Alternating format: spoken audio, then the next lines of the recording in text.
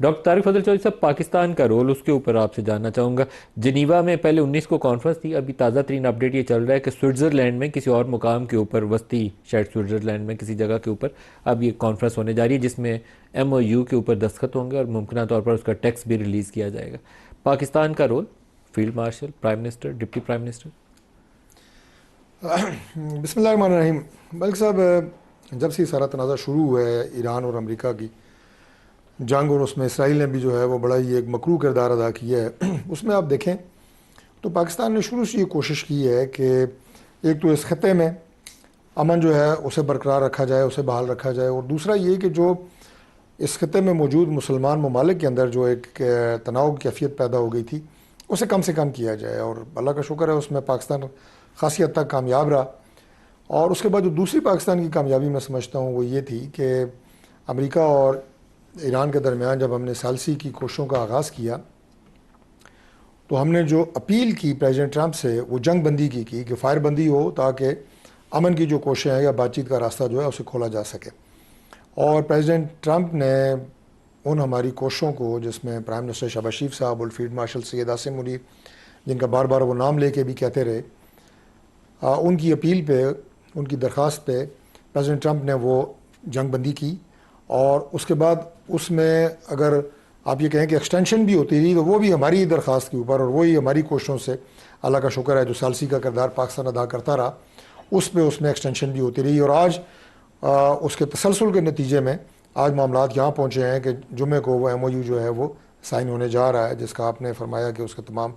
جو مندرجات ہیں وہ منظر عام پہ بھی لائے جائیں گے۔ پہلی بات تو یہ ہے کہ یہ پاکستان کے لیے بہت بڑی کامیابی ہے۔ میں سمجھتا ہوں کہ آج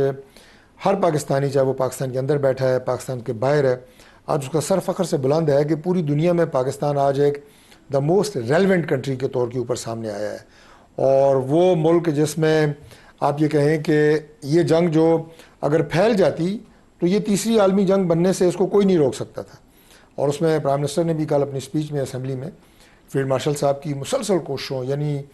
جس لگن کے ساتھ، جس ایمان اور اعتقاد کے ساتھ، جس کمٹمنٹ کے ساتھ انہوں نے کوششیں کی ہیں، انہیں زبردست الفاظ میں خراج تحسین پیش کی ہے کہ کئی موقع کے اوپر سچویشن ایسی بن گئی کہ لگتا تھا کہ شاید اب یہ جو ڈیل ہے یا امن ہے یا معاہدہ یہ ممکن نہ ہو، کیونکہ بہت آبناء ہرمز کی سچویشن ایسی تھی اور وہاں پہ جو بیریکیڈز لگے ہوئے تھے، اور پھر ممالک کا آپس میں وہاں پہ بھی ٹکراؤ اور ایک دوسرے کے اوپر فائرنگ اور گولہ باری، تو بڑی حد تک یوں کیفیت ایسی بن گئی تھی کہ شاید پتہ نہیں یہ امن معاہدہ ہو بھی پائے گا یا نہیں۔ لیکن فیلڈ مارشل نے یہ کوششیں جاری رکھی، مسلسل رابطے میں رہے، براہ راست رابطے میں رہے، اور آج اللہ کا شکر ہے کہ پورے پاکستان کو یہ عزت جو ہے یہ موصول ہو رہی ہے۔ ہیونگ سیڈ دیٹ، دیکھیں اب اس کا ایک تو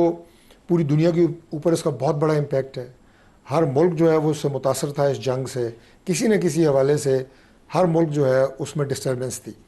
اور پاکستان ظاہر ہے اس خطے میں بھی ڈسٹربنس تھی، پاکستان خود اس سے متاثر تھا۔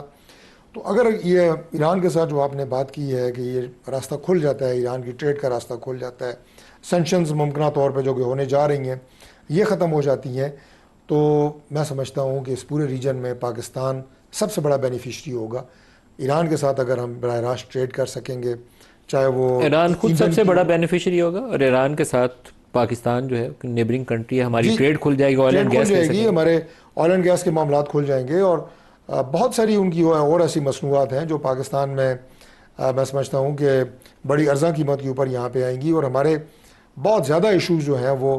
جو کہ کنسٹرینٹس تھیں۔ اب دیکھیں افغانستان کے ساتھ ہماری ٹریڈ بند ہے، اب یہ تو نہیں ہو سکتا، آج بھی پارلیمنٹ میں کچھ اپوزیشن کے لوگ بات کر رہے تھے کہ جی بارڈر بند ہے، وہ بھائی بارڈر اس لیے بند ہے کہ یہ تو نہیں ہو سکتا کہ آپ ایک طرف تجارت کر رہے ہوں، دوسری طرف وہاں سے آ کے دہشت گرد افغانستان پہ یہاں پہ حملے کر رہے ہوں۔ ابھی آج جو ڈیفنس منسٹر ہیں انہوں نے اسمبلی میں اپنی تقریر کے دوران یہ بات بتائی کہ پچھلے 3 سال میں 4000 سے زائد، تقریباً 4500 ہمارے افسران اور جوان مسلح افواج کے وہ شہید ہوئے ہیں کتنے عرصے میں؟ 3 سال کے اندر 3 سال میں 4500 فوج کے افسر اور جوان شہید ہوئے ہیں، ویری لارج نمبر، بہت بڑا تعداد ہے۔ اور پھر جیسے کہ ابھی انہوں نے بتایا کہ 22 جو شہادتیں ہیں وہ ابھی 4 دن پہلے ہوئی ہیں، تو مظفر آباد میں ہیلی کاپٹر گرایا، ہیلی کاپٹر کریش، اس کے جنازے پر انہوں نے بتایا کہ ہم گئے ہوئے تھے، تو یہ آخری انہوں نے نمبر بتایا. تو اتنی بڑی تعداد میں جب 4,000 سے یہ زائد والا آپ ہیلی کے، کاپٹر کریش ٹیررزم ہے یا یہ کچھ اور ہے؟ نہیں ابھی تک تو اس کا یہی پتہ چلا ہے کہ کوئی اس میں کوئی ٹیکنیکل ٹیکنیکل فالٹ، خرابی تھی، لیکن بہرحال وہ ظاہر ہے اللہ پاک ان کے ڈیوٹی پہ درجات تھے، بلند کرے. آمین، ڈیوٹی پہ تھے، وردی میں تھے وہ جوان، اپنے فرائض کی ادائیگی کے لیے جا رہے تھے، تو وہ 100% شہید ہیں. تو یہ جو ہماری دہشت گردی کو روکنے کے لیے ہمارے بارڈر ایریاز کے اوپر وہ لوگ لڑ رہے ہیں، اپنی جان کے نذرانے دے رہے ہیں. اور انہوں نے جو بات کی خواجہ صاحب نے، وہ ملک صاحب میں آپ کے پروگرام میں ضرور یہ بات کہوں گا کہ دیکھیں کبھی بھی اس سے ہمیں خود بھی اس سے واسطہ پڑتا ہے کہ جو پاکستان کے ہارڈ ایریاز ہیں جیسے بلوچستان ہے، فاٹا کا ہے، اور بارڈر کے نزدیک تو سوال ہی پیدا نہیں ہوتا، جو ہمارے سول افسران ہوتے ہیں وہ سفارشیں کرواتے ہیں کہ جی میری بلوچستان میں اگر ٹرانسفر ہو رہی ہے تو اسے روک لیا جائے، کسی ہارڈ ایریا میں ہو رہی ہے تو روک لیا جائے. فوج میں ایسا کوئی سسٹم نہیں ہے. فوج میں نہ آپ کی دیکھی جاتی ہے کہ اس کی شادی کب ہوئی ہے، ہو سکتا ہے 4 دن پہلے ہوئی ہو سکتا ہے جناب آپ کی عمر کیا ہے، آپ اپنے والدین کے اکلوتے بچے ہیں، کتنی بہنوں کا بھائی ہے. نہیں، ان کی براہ راست پوسٹنگز ہوتی ہیں، ٹفسٹ ایریاز میں ہوتی ہیں، خطرناک ترین علاقے جہاں پہ آپریشن چل رہے ہوتی ہیں، اور وہ خندہ پیشانی سے جاتے ہیں، اور گھر میرے خیال ماں ہے کو جو کہہ کے جاتے ہیں کہ میرے کرنٹ لیے دعا کریں کہ اللہ تعالیٰ کی ذات مجھے شہادت کی موت نصیب فرمائے. جو تو یہ موجودہ جذبہ ہے جس سے فوج لڑ رہی ہے اللہ کے فضل سے. فوج کے جو موجودہ میجر جنرل اور لیفٹیننٹ جنرل ہیں، شاید ان میں سے سب کے سب ایک سے زائد دفعہ ان تمام ٹربلڈ ایریاز کے اندر پوسٹنگ کر کے آئے ہوئے 100% آج کا معاملہ تو نہیں ہے، یہ تو بڑے عرصے سے پاکستان کے ہیں، اندر بہت جو عرصے ہے سے چل رہے ہیں. یہ حالات جو ہیں اس طرح سردار کے چل مسعود رہے صاحب، ہیں. جو ابھی آپ نے ایک بڑا اچھا جملہ بولا تھا، آپ نے کہا کہ اگر قطر یا کسی اور مڈل ایسٹرن کنٹری سے ایران کے اندر سرمایہ کاری آتی ہے یا ریکنسٹرکشن کے حوالے سے کچھ چیز آگے بڑھتی ہے تو اس سے ایک نیا سیکیورٹی اور اکنامک آرکیٹیکچر سامنے آ گیا. یہ بڑا سگنیفیکنٹ ہے کیونکہ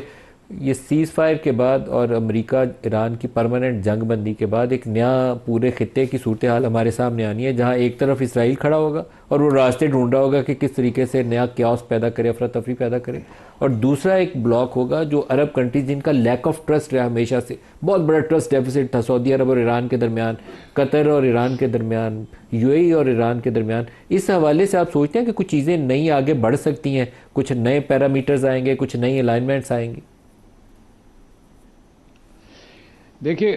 جو اسرائیل نے پہلے خلیجی ریاستوں کے اندر کوئی درار ڈالی ہوئی تھی، لیکن اسی جنگ کے دوران، اس کے خاص طور سے یہ جنگ بندی کے آخری مرحلے میں یو اے ای اور ایران کے درمیان بھی بات چیت کا آغاز ہوا ہے. اگرچہ اس کے سلسلے میں جو کچھ افواہیں ہیں ان کی تردید کی گئی ہے تہران سے بھی اور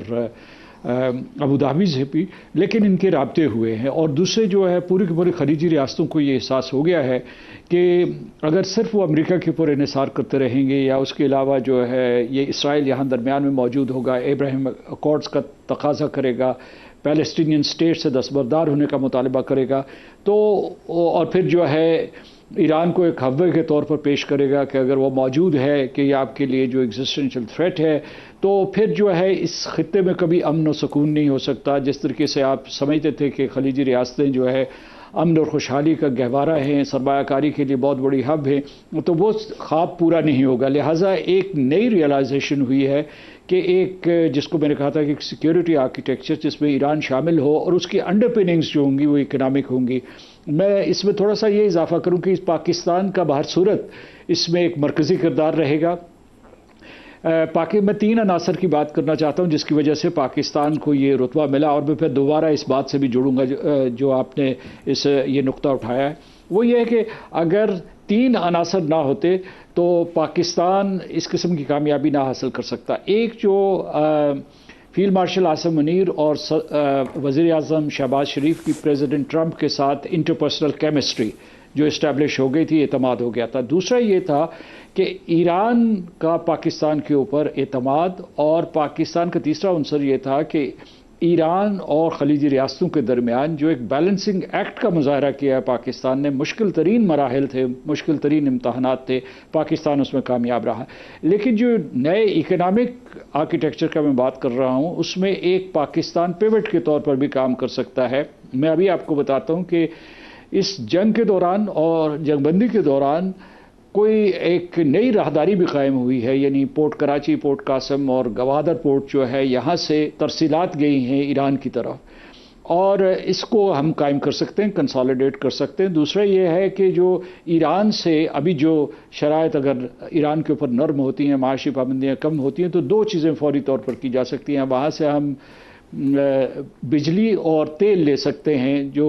انفارمل ٹریڈ کے ذریعے آتا ہے، لیکن وہ فارمل ٹریڈ میں تبدیل ہو جائے گا، اور Iran Pakistan gas pipeline جو معرض التوا میں رہی ہے ان معاشی پابندیوں کی وجہ سے، وہ پھر اس کا سر نو تعمیر شروع کر سکتے ہیں۔ اور خلیجی ریاستوں کے ساتھ جو ہے پاکستان کے جو پیٹروکیمیکلز میں یا اس کے علاوہ جو ہے جو